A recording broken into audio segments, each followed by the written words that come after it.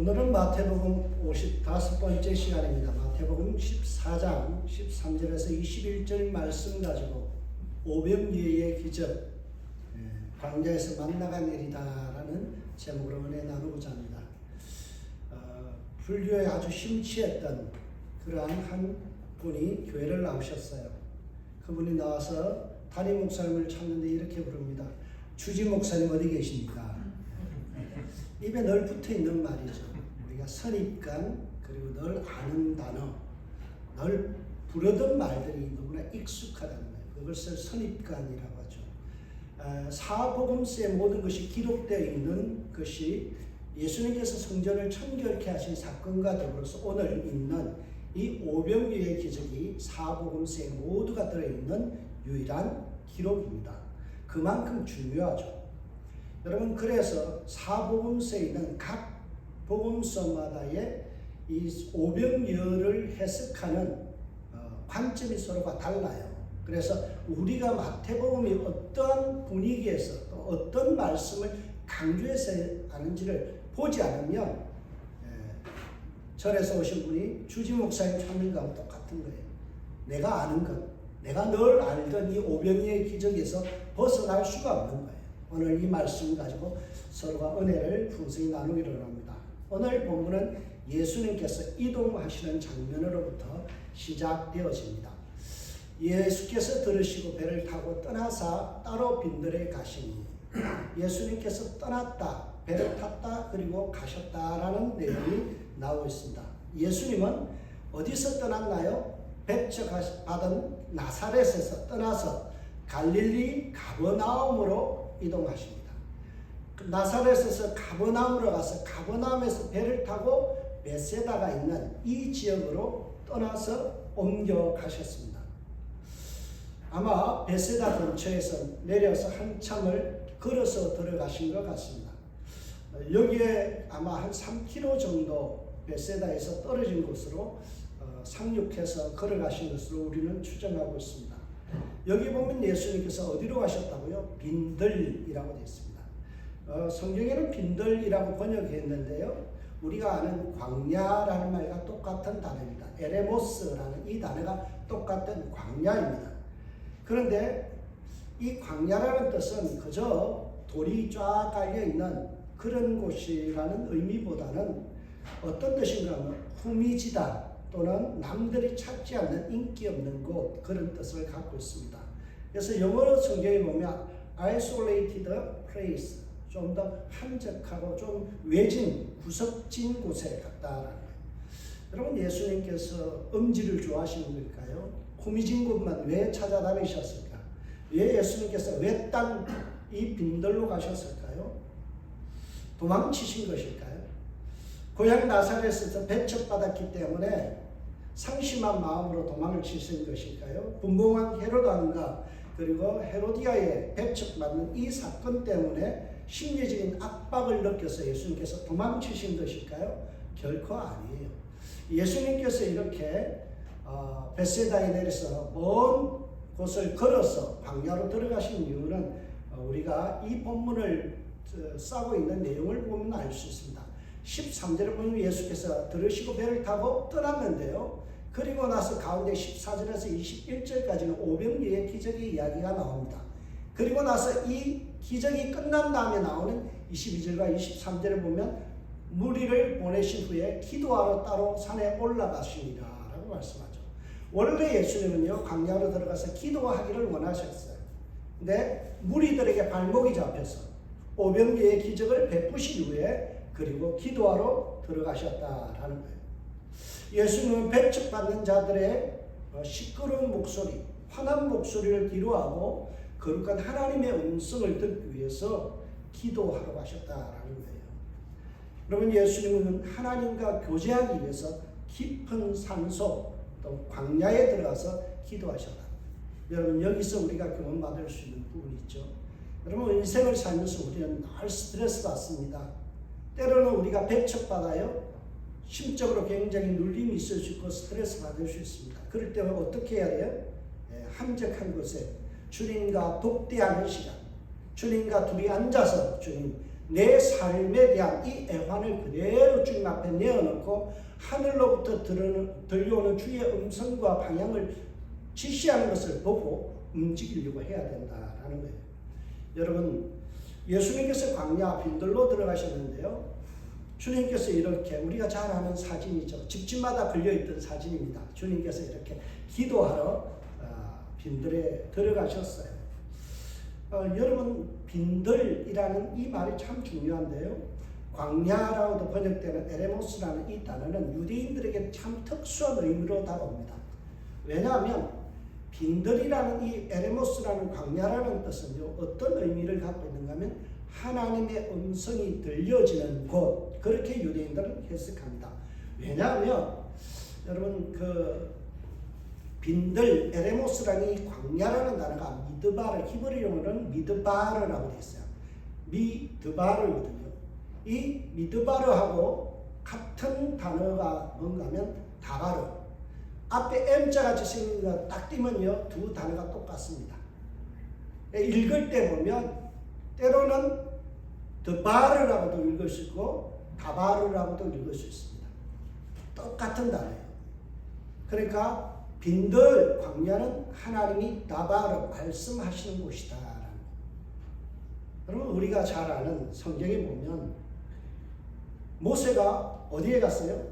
호렙산, 광야에서. 호렙산이란 뜻이 건조하다, 열기가 가득하다, 메마르다, 그런 뜻이에요. 이런 산입니다.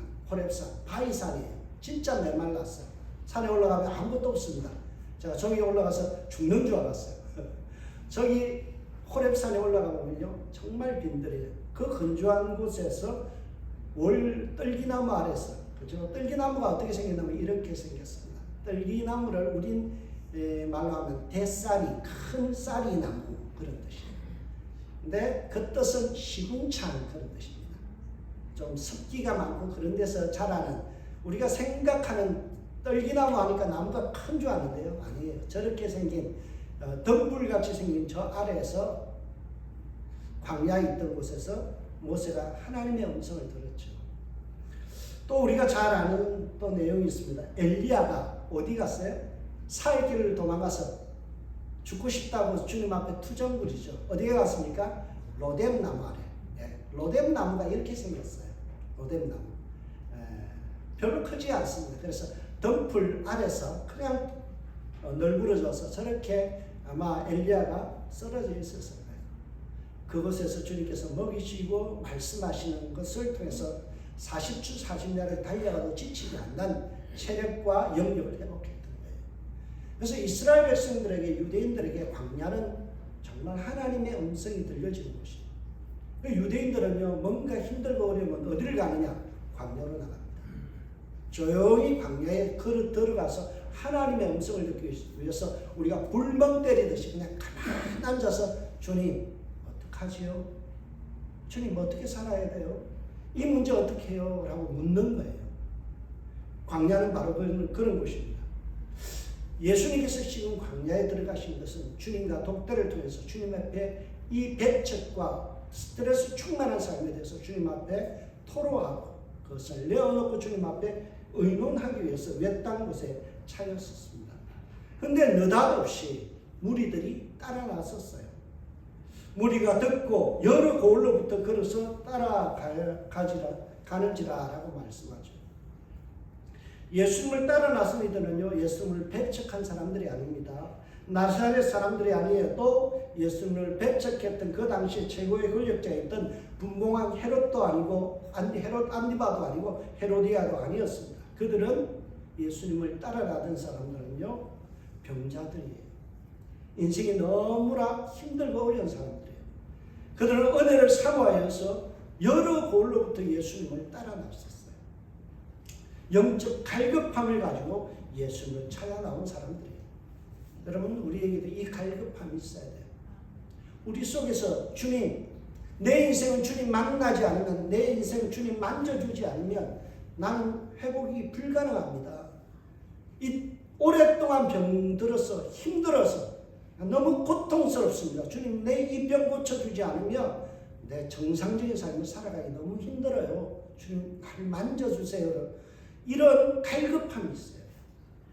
여러분 이렇게 영적 갈급함을 가지고 예수님을 찾는 자들은 주님이 불쌍히 여겨주신다는 거예요. 사슴이 시냇물을 찾기에 갈급한 같이 우리 영혼이 주님의 말씀을 듣기에 주님의 치유와 회복을 위해서 우리가 갈급함이 있어야 돼요. 여러분 은혜는요 그냥 어떤 분은요 지나가다가 길 가다가도 하나님의 음성 듣는 분 특별한 케이스예요. 정말 은혜를 사모하는 사람에게 하나님께서 만나주시고 은혜를 베풀어 주시는 거예요. 그래서 우리의 마음속에 갈급함이 필요하다는 거예요. 그러면 주님께서 그에 따른 보상을 해주시죠. 14절 보세요. 예수께서 나오사 큰 무리를 보시고 뭐 하셨다고요? 불쌍히 여겨사 그 중에 있는 병자를 고쳐주시리라. 여러분 예수님은요 기도하고 싶어서 영적인 일을 위해서 그 깊은 빈들로 들어가고 있는데 발목을 잡았어요. 예수님의 그 기도 생활을 방해하는 사람들이에요. 자기 살겠다고 예수님에게 민폐를 끼치는 사람들이에요. 근데 예수님이 어떻게 대했어요? 불쌍히 여겼다라는 거예요. 불쌍이라는 말을 영어로 보면 compassion이에요. come with, 함께, passion, 느끼다, 열정을 갖다라는 거예요. 주님은요 내게 손해를 끼치고 나를 힘들게 하고 나를 갖다가 귀찮게 하는 사람들을 어떻게 했다고요? compassion, 불쌍히 여겼다는 거예요. 그들을 민망히 여겨 속이 뒤집어질 정도로 창자가 끊어질 정도의 아픔을 느끼며 그들을 바라봤다. 저와 여러분들이 회복해야 될 영성이 바로 이거예요. 사람을 볼 때 때로는 나를 귀찮게 해요. 나를 힘들게 해요. 나를 짜증스럽게 해요. 내 발목을 잡는 사람들이 있어요. 그럴 때 어떻게 해야 된다고요? 그들의 아픔을, 그들의 고민을 함께 고민하고 기도하는 사람들, 중보하는 사람들이 되어야 된다는 거예요. 예수님은 끊임없이 발목 잡는 그들을 고치시고 치유하는 시간에 여념이 없어요. 그래서 어디까지 시간이 할애됐어요? 저녁밥 먹을 때까지 된 거예요. 15절에 보세요. 저녁이 되매 제자들이 나와 이르되 이곳은 빈들이요 때도 이미 저물었습니다. 해가 저물어서 이제 더 이상 캄캄해지기 시작해지고 저녁 때가 됐으니까 배도 고프고 그런 상황이 됐어요. 예수님은 끊임없이 긍휼을 베푸시고 거기에 사람을 치유하고 불쌍히 여기는데 여념이 없는데요. 그래서 주님은 시간 가는 줄 몰라요. 느닷없이 제자들이요 브레이크 타임을 요청해요. 그리고는 뭐라고 이야기합니까? 밥 먹고 합시다. 그 이야기하는 거예요. 오늘 본문에 보면 무리를 보내어 마을에 들어가 먹을 것을 사 먹게 하소서. 왜 제자들이 예수님 열심히 치유하고 불쌍히 여기고 긍휼히 여기고 고쳐주고 그렇게 하고 있는데 제자들이 브레이크 타임을 요청하고 왜 밥 먹고 합시다 라고 했을까요? 네, 그것은 오늘 본문에 보면요 무리가 보내어 마을에 들어가서 먹을 것을 사 먹게 하소서 라는 말에 힌트가 있습니다. 여기에 보면 허기진 자들을 불쌍히 여기서 이런 말 한 게 아니에요. 그들은 어떻게 할까요? 베세다 이런 광야에서 사람들이 모였어요. 2만 명이나 되는 사람들이 모여서 이렇게 흩어져서 있으니까 어때요? 사람들이 끊임없이 밀려오는 거예요. 그래가 어때요? 귀찮아요. 짜증스러워요. 자꾸 꾸역꾸역 모여들어서 예수님 앞에 머리를 뒤밀고 안수해달라고 그러고요. 내 병 고쳐달라고. 마치 맡겨놓은 보따리 찾듯이요. 와서 너무 염치 없이 내 병 고쳐달라는 거예요. 예수님 신나서 자꾸 고쳐주시는데 제자들은 그 수종드는 게 얼마나 짜증스럽겠어요. 하루 종일 뒤치다거리 안 하고 여념이 없는데 사람들은 갈 줄을 몰라요.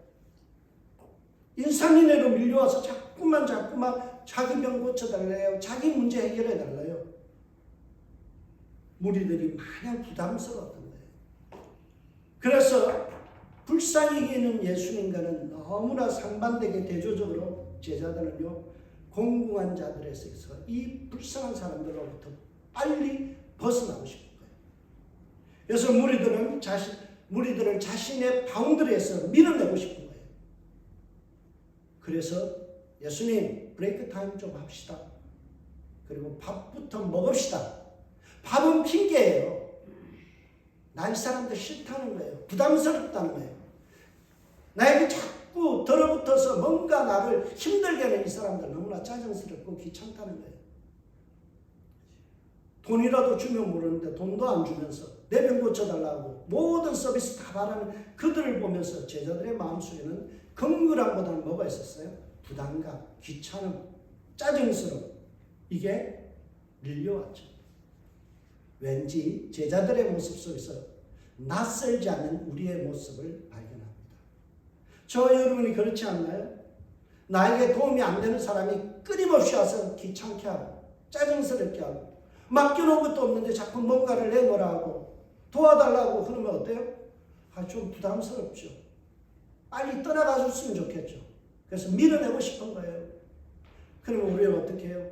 오늘 약속이 있는데요. 제가 좀 나가봐야 돼요. 그러면서 핑계를 대고 그들을 밀어내려는 우리의 모습이 제자들의 모습과 별반 다르지 않다는 거예요. 겉으로 보면 제자들의 반응은 매우 상식적이에요. 밥 때가 됐으니 밥 먹자는 거예요. 저녁 때가 되었으니까 일단 좀 쉬면서 사역에 지쳐 있으니까 브레이크 타임 하고요. 밥 먹고 집에 갈 사람 좀 집에 가고 그리고 남을 사람 좀 남아서 그래서 2차전을 하든지 뭔가 우리에게 좀 여유를 달라는 거예요. 이거는 매우 상식적인 제안입니다. 밥 때가 됐으니 밥 먹자는 거고요. 지쳤으니 쉬자는 거 아니에요.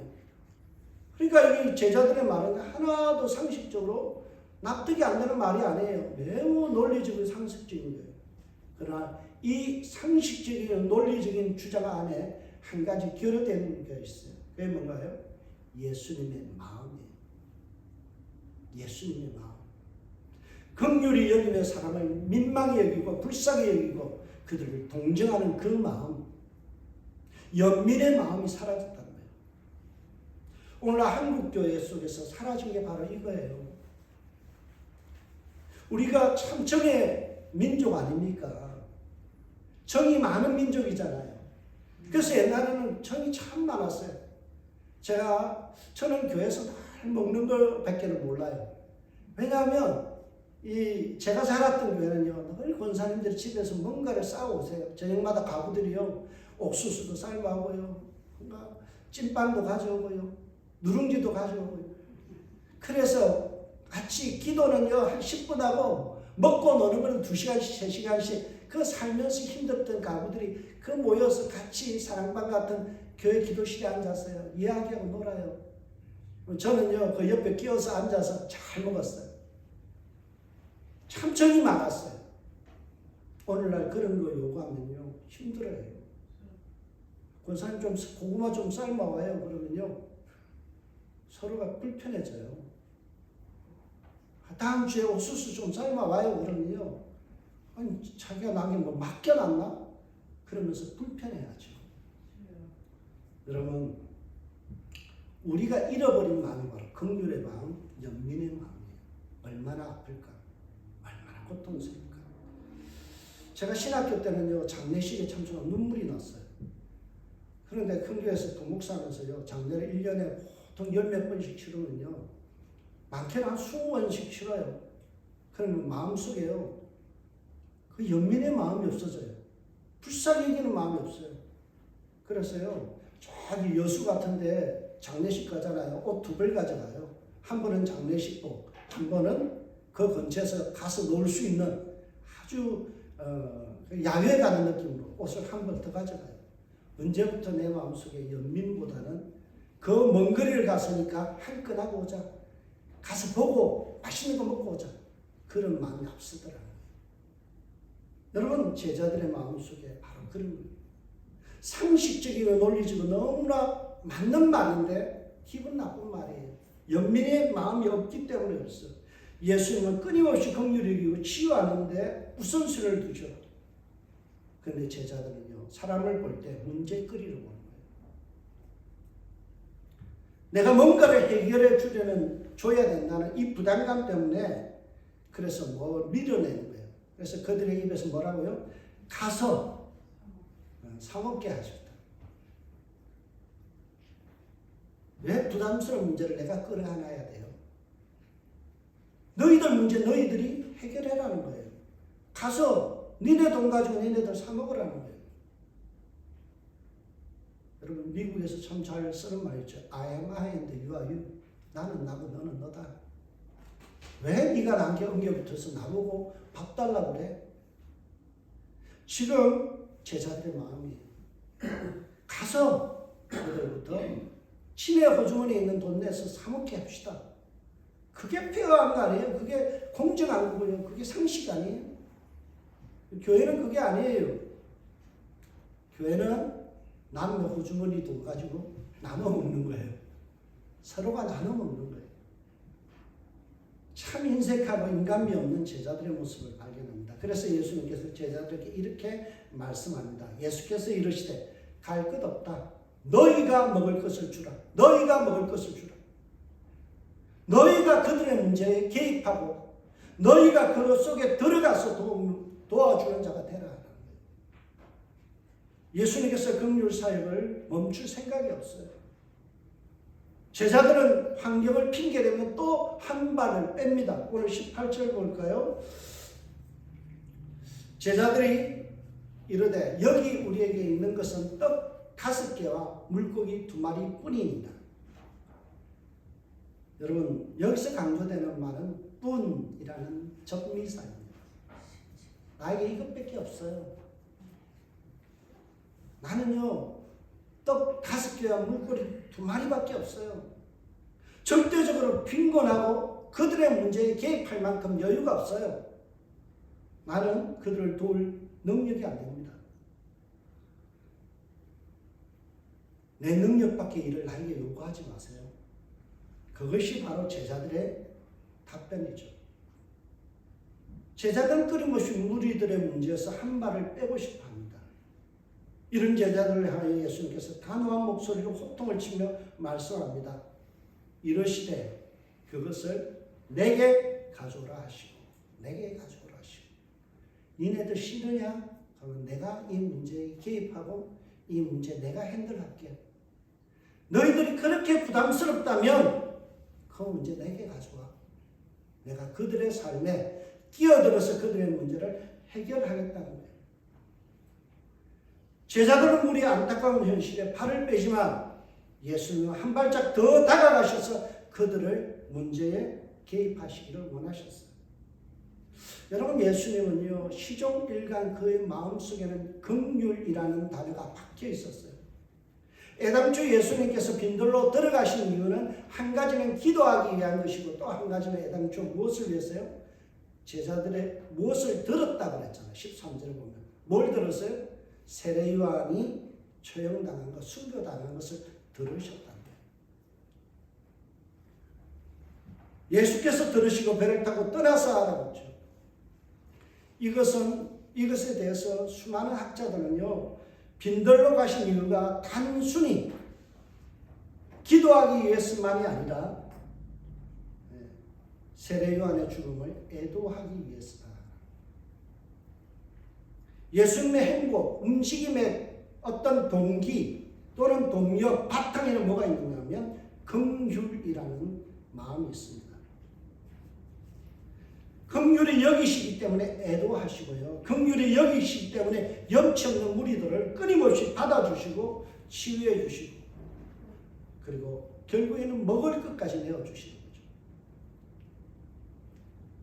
마태는 철저히 긍휼하신 예수님, 긍휼의 목자 되신 예수님의 조명을 합니다.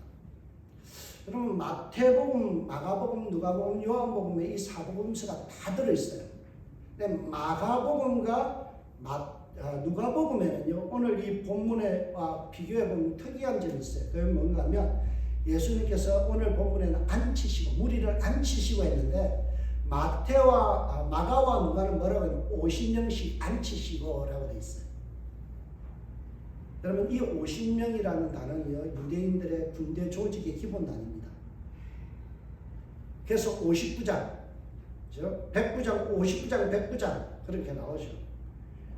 그래서 누가와 마가는 앉힐 때 군대와 같은 모습으로 일사불란하게 아주 정렬한 모습으로 앉혔다라는 것을 강조하는 오늘 본문에 그걸 싹 빼요. 그리고 그 앉혔다라는 단어를 참 재밌게 표현합니다. 아나클리 테나이라는 단어를 씁니다. 여러분, 이 앉히다라는 말이요, 잔치상에, 유대인들은 우리와 식사 문화가 좀 다릅니다. 저기 그림과 같이 유대인들은요, 반쯤 들어 누워서 식사를 합니다. 저게 바로 앉히시다라는 단어를 썼어요. 지금 예수님께서 오병이어의 기적을 베푸면서 무리들을 어떻게 앉혔다고요? 널브러져서 편한 자세로, 군대 군인과 같이 일사불란함을 요구하지 않고 어떻게 해요? 너희들 편안한 자세로 식사하듯이, 그렇게 잔치하듯이 앉히셨다는 거예요. 마치 어머니가 자식의 밥상을 차려 주시는 모습과 같이 예수님은 지금 밥상을 차려 줍니다. 그러기 위해서 앉히셨다는 거예요. 여러분, 데이비드 터너라는 베이커 주석을 쓴 유명한 학자가 오늘 본문의 20절을 설명하면서 관주라고 하죠. 성경의 옛날 성경 보면 밑에 참고할 성경 구절을 관주라고 하는데, 그걸 어디로 인용하는가 하면 시편 23편 2절의 말씀을 인용합니다. 그가 나를 푸른 풀밭에 누이시며 실만한 물가로 인도하십니다.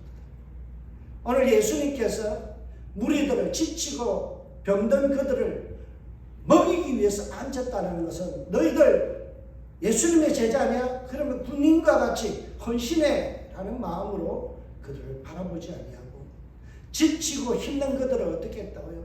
한 상 차려서 마음껏 먹어라, 힘을 내라 라는 그 마음으로 주님께서, 마치 주님이 목자 되신 주님께서 푸른 풀밭에서 양에게 푸른 풀밭으로 누이시고 쉴만하면 그 인도하신 그 예수님의 모습이 바로 오늘 이 모습이에요. 여러분, 양은 그래서 푸른 풀밭에 누워있는 이 양과 같은 그런 무리들로 주님께서 보셨다. 여러분, 양은 절대 눕지를 못하는 존재예요. 왜 그래요? 양은 초식동물이에요. 육식동물이 아니라 풀을 뜯어먹죠. 그래서 이빨이 날카롭지 않습니다. 맹수와 싸울 힘이 없어요. 그래서 늑대나 이런 어떤 맹수들이 나타나면 도망쳐야 돼요. 그래서 최소한 어떻게 해서 어떻게든 서서 있든 아니면 쭈그리고 앉아 있든 하다가 아스락거리는 소리만 해도 도망가기 위해서 결코 누울 수 없는 자들입니다. 그런데 그들이 누웠다라는 이 표현은요, 완전히 무장해제되었다라는 거예요. 왜요? 목자가 지켜주니까. 목자가 그들에게 생명 걸고 지켜주니까 어때요? 마음 놓고 쉴 수 있다라는 거죠. 목자에게 자신의 목숨과 모든 것을 완전히 맡기고 푸른 불밭에 누워있는 그 안식의 모습을 마태는 강조하는 거예요. 예수님께서 지금 오병이어에서 사람들을 배불리 먹였다는 것보다 저는 오늘 이 본문에서 누이시며 앉히시며라는 이 단어가 더 은혜로운 단어예요. 끊임없이 주님은요, 목자 되셔서 우리를 푸른 풀밭 맑은 초장으로 인도하시는 분이에요. 우리를 책임지시고 우리를 보호하시는 그 주님이세요. 허기지고 배고프고 병든 그들을 주님은 끊임없이 목자로서 다가오셔서 그들을 치유하시고 회복시킨다는 거예요.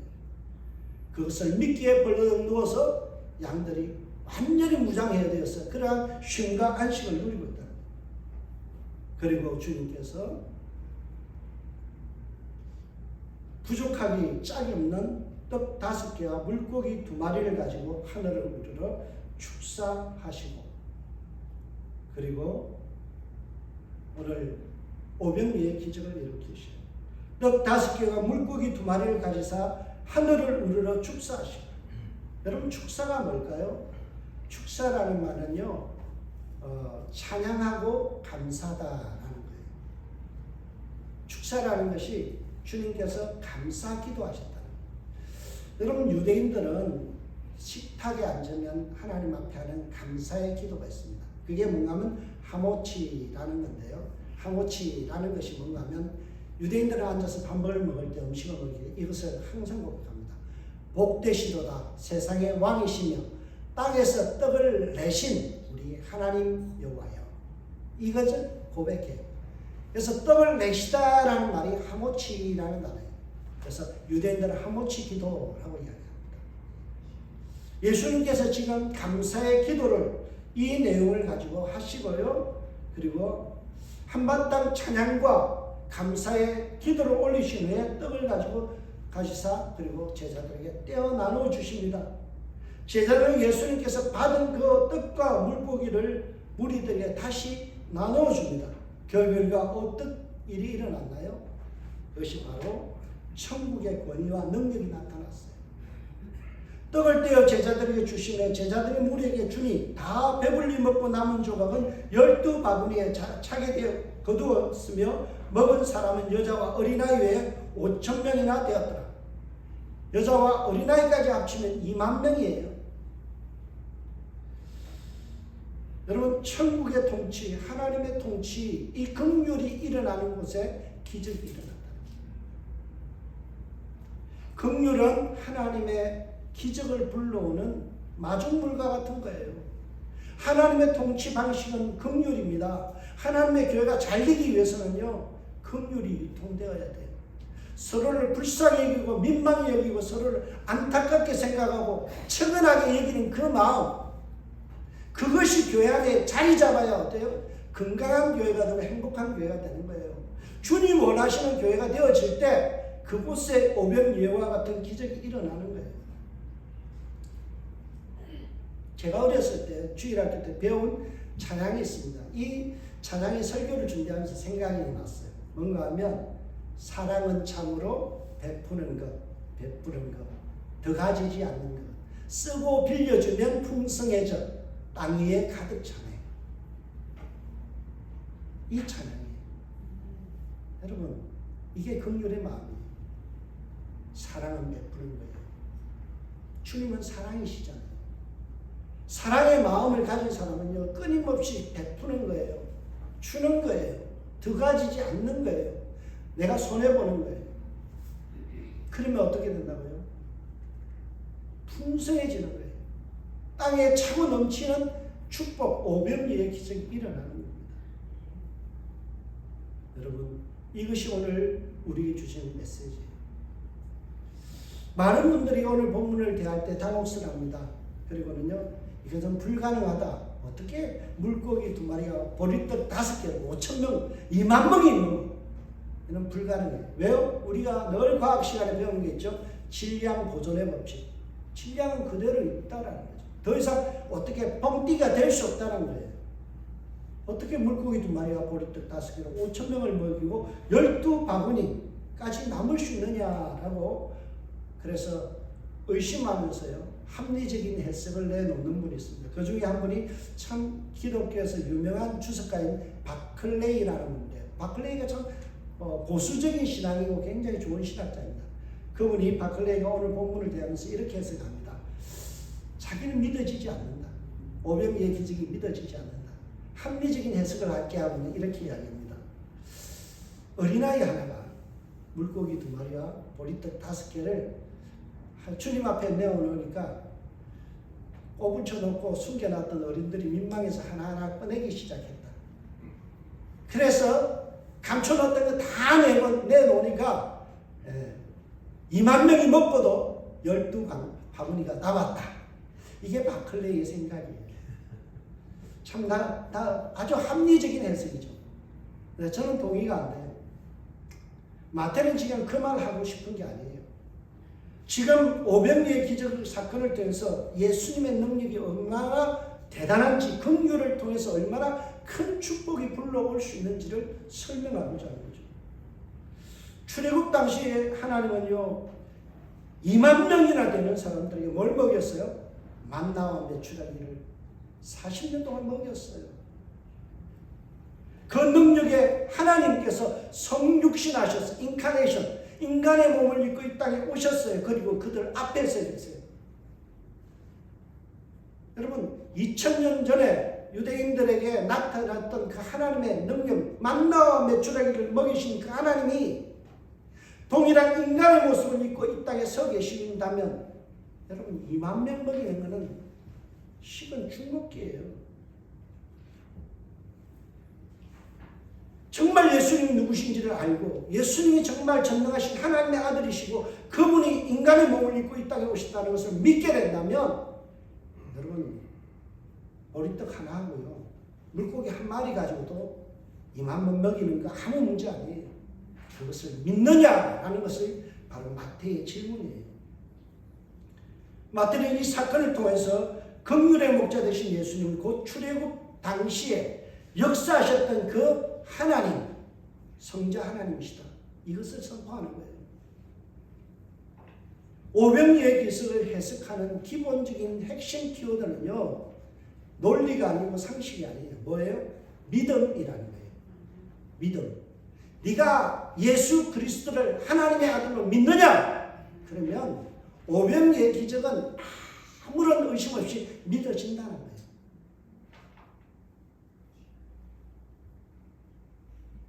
마태는 지금 예수님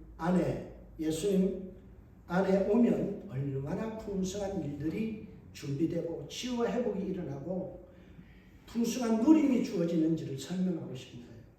시편 23편 1절의 말씀 우리가 잘 알죠. 여호와는 나의 목자시니 내게 부족함이 없으리로다. 여호와가 나의 목자 되시는 그 순간에 우리의 삶은 부족함이 없어지는 거죠. 내 잔이 넘치나이든 은혜까지 덤으로 주어지는 거예요. 진정한 샬롬, 완벽한 평강이 우리에게 찾아오는 거죠. 이것을 강조하기 위해서 마태는 독특한 단어 한 단어를 오늘 본문에 기록했습니다. 남은 조각이라는 거예요. 남은 조각. 배불리 먹고 또 남았다라는 이 조각이라는 남은 조각, 초타조라는 이 단어는요. 어떤 의미인가 하면 영어로 보면 were satisfied. 만족, 완전히 만족되었다. 남은 조각이라는 게 짓거리기 남은 거 이런 뜻이 아니라 우리가 완전히 만족함이 12가구입니다. 이런 뜻이에요.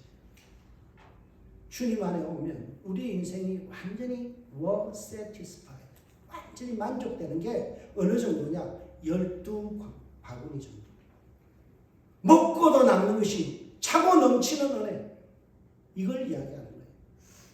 예수님을 믿으면요. 우리 삶에는 능력이 임하고 차고 넘치는 은혜가 있고 놀라운 일들이 일어난다는 거예요. 오늘 본문의 병행 본문인 요한복음에 보면 이 점이 좀 다르게 되어 있어요. 요한복음에 보면 예수님께 제자에게 먼저 물어요. 빌립에게. 우리가 어디서 이 사람들에게 먹을 빵을 사겠느냐라고 물어요. 예수님 물을 때 뭐라고 물어요? 어디서? 장소를 물었어요. 근데 제자 빌립은 동문서답해요. 이렇게 얘기합니다. 각자가 조금씩 먹는다. 이거 200데나리온 어치의 빵으로도 부족합니다. 뭘 이야기했어요? 가서 200데나리온의 돈을 주고 사 먹는 거. 방법을 이야기하고 있어요. 예수님은 어디에서? 라고 묻는데 제자는 뭐라고요? 방법. 사 먹으면 돼요. 라고 이야기하죠.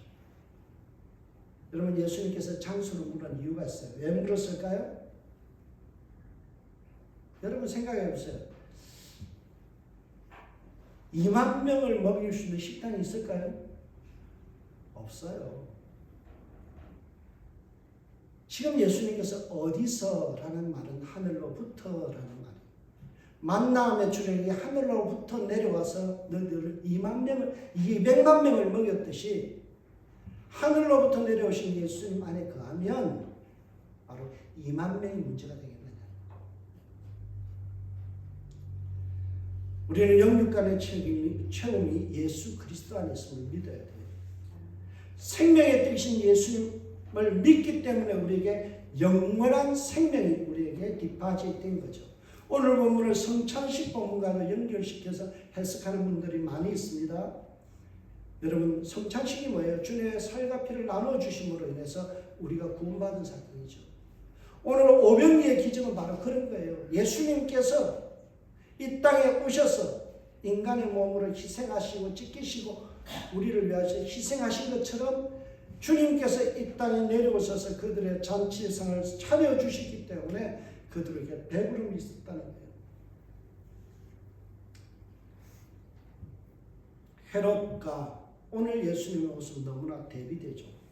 헤롯 왕궁에서 헤롯 안티바와 헤로디아는 환락의 잔치를 벌였습니다. 그리고 그 속에서 잔인하게 세례 요한의 목을 치는 살인극을 벌였죠. 피해 잔치였습니다. 이에 비해서 예수님은요, 완전히 광야, 궁궐 같지도 않은 초라한 곳에서 빈들에서 주님께서는요, 생명을 살리는 잔치를 베푸셨어요. 먹이시고 영혼을 회복시키시고 치유하시는 예수님의 모습, 누가 진정한 왕인가요? 누가 진정한 유대인의 왕인가요? 예수님이 목자라는 목자요, 왕다운 왕의 모습으로 오늘은 우리에게 보여줍니다. 오병이의 기적의 결론 부분에서 부각되는 것은 무리들의 반응이 아닙니다. 배불리 먹었다라는 그런 감정이 아니에요. 예수님이 누구신가? 예수님은 탁월하신 능력의 소유자시며 하늘로부터 내려오신 그분이시다. 그 예수님께서 우리의 삶에 개입하시고 우리의 삶에 다가오시면 우리의 문제는 완전히 해결될 수 있다라는 것을 오늘 본문을 통해서 마태는 우리에게 가르쳐주고 있습니다. 참된 권위가 뭘까요? 예수님의 모습 속에서 참된 권위는 바로 영혼을 불쌍히 여기고 긍휼히 여기는, 민망히 여기는 그 연민의 마음이에요. 예수님의 그 탁월한 연민의 마음을 우리는 배워야 돼요. 예수님은 그 탁월한 연민의 마음을 가지고 권력을 행사하거나 자신을 뽐내거나 위력을 행사하는 일에 일도 사용하지 아니하고요, 영혼을 살리고 섬기는 일에만 집중적으로 사용했다는 거예요. 참된 리더의 모습은요, 바로 이런 모습입니다. 우리를 구원하시는 예수님은 바로 이런 분이시다. 예수 배워야죠. 예수님 닮아야죠. 예수님 따라가야죠. 우리가 이 한 주간 어떻게 살아야 될까요? 사람 만나면요, 그들의 아픔을 보세요. 그들의 고통을 보세요. 밀쳐내고 부담스러워하지 말고요, 그들을 끌어안고 함께 가세요. 그것에서 주님의 치유의 역사가 일어나고요, 그 민망히 여기고 불쌍히 여기며 긍휼히 여길 때 교회 안에 기적이 일어나고 회복이 일어날 줄 믿습니다. 저와 여러분의 삶 속에 이 예수님의 마음 배우시고 우리를 위하여 우리를 긍휼히 여기사 이 땅에 오셔서 인간의 몸 초라한 마구간에서 태어나셔서 우리를 위하여 십자가 지신 그 예수님 생각하고 믿고 살아감으로 우리의 삶에도 은혜와 풍성한 회복이 있길 이 한 주간도 축복합니다. 기도하겠습니다. 하나님 감사합니다. 부족한 종이 하나님의 말씀을 대언하였습니다. 불필요한 말들은 기억 속에서 사라지게 하시고 꼭 남아야 될 말씀만 그들의 머릿속에 꼭 남고 가슴에 새겨지게 하셔서 이 한 주간도 긍휼의 사역자로 살아가는 저희들 되게 하여 주옵소서. 감사의 예수님의 이름으로 기도합니다. 아멘.